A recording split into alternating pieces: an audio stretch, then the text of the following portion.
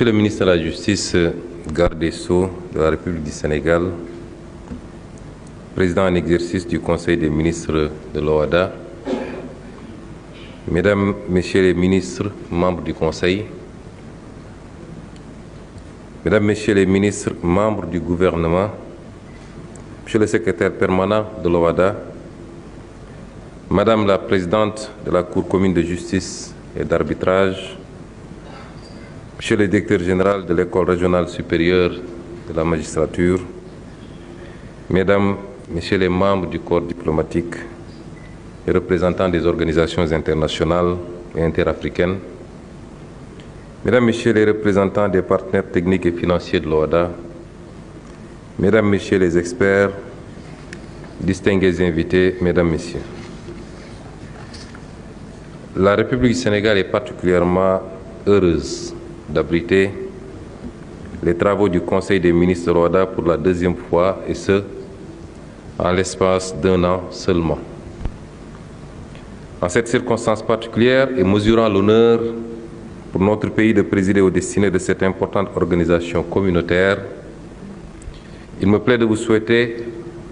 au nom de Monsieur le Président de la République, Son Excellence Monsieur Bassirou Diomaye Diakhar Faye, et du peuple sénégalais, une chaleureuse bienvenue et un agréable séjour en terre sénégalaise. C'est au cours de l'année 2008 que le Sénégal,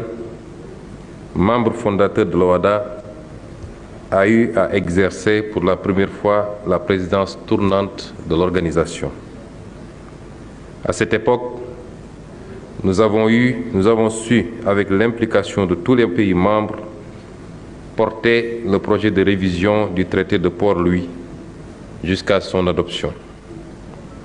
Cette révision constitue l'un des événements majeurs dans la vie de notre organisation, devenue aujourd'hui l'une des institutions internationales les plus achevées en matière de droit harmonisé des affaires. Notre pays a très tôt cru en ce modèle de coopération économique, pour avoir été au premier plan dans le processus de création de l'OHADA et pour avoir grandement contribué au démarrage effectif des activités de ces organes. C'est le lieu de rendre hommage à deux illustres personnages qui ont joué un rôle important, non pas parce qu'ils sont sénégalais, mais je crois que chacun des participants ici présents aurait pu leur rendre le même hommage. Il s'agit d'abord du juge Kéba Mbaye, dont l'engagement et la clairvoyance ont été d'un apport fort appréciable dans la réalisation de ce projet communautaire. Il s'agit ensuite de l'ex-président de la République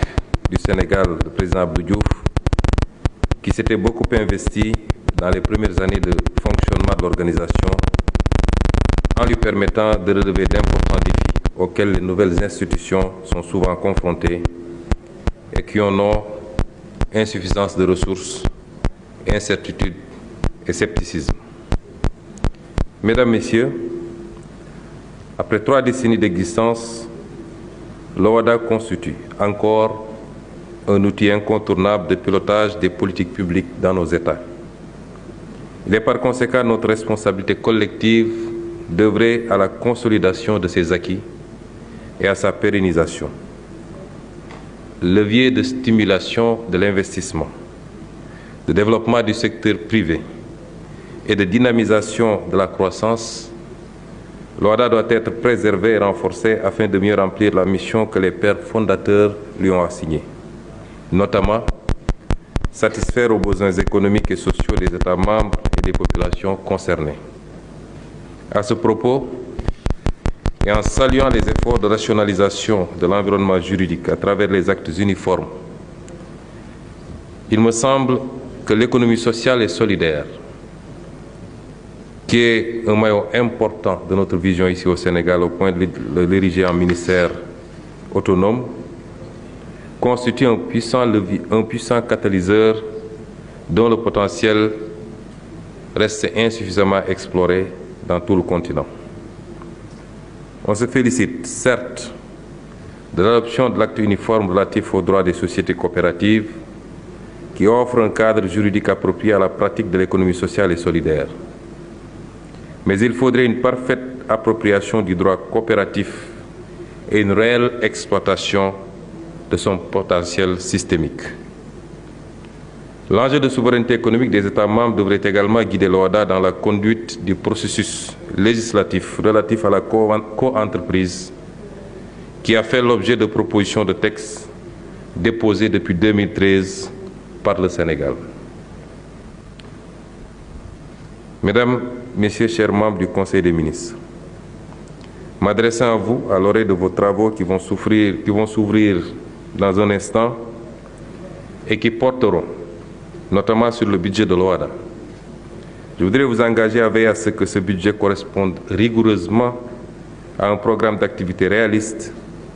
et qu'il puisse répondre aux principes fondamentaux de l'élaboration budgétaire.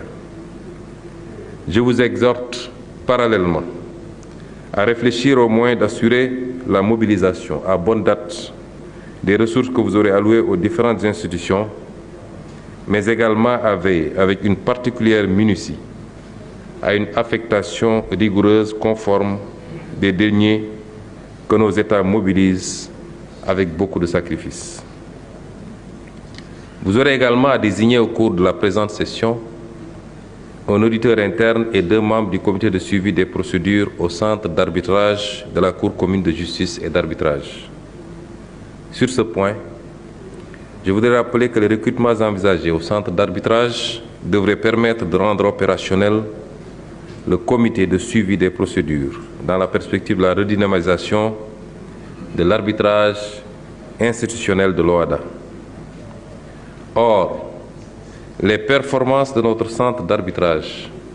dont nous attendons légitimement des revenus substantiels dans la perspective de notre financement progressif des institutions de l'OHADA, sont largement tributaires du choix des femmes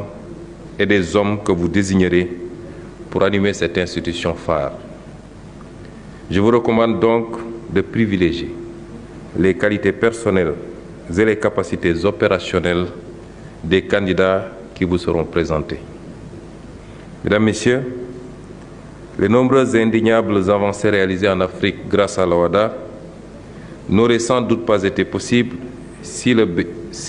le bienveillant et décisif concours de nos différents partenaires,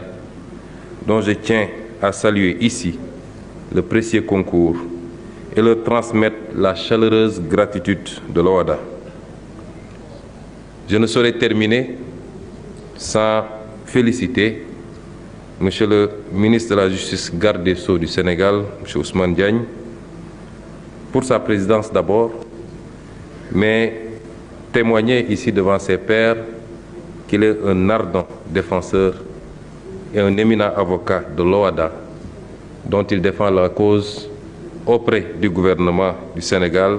mais également auprès de son Excellence, Monsieur le Président de la République. Sur ce, je déclare ouverts les travaux de la 58e session du Conseil des ministres de l'OHADA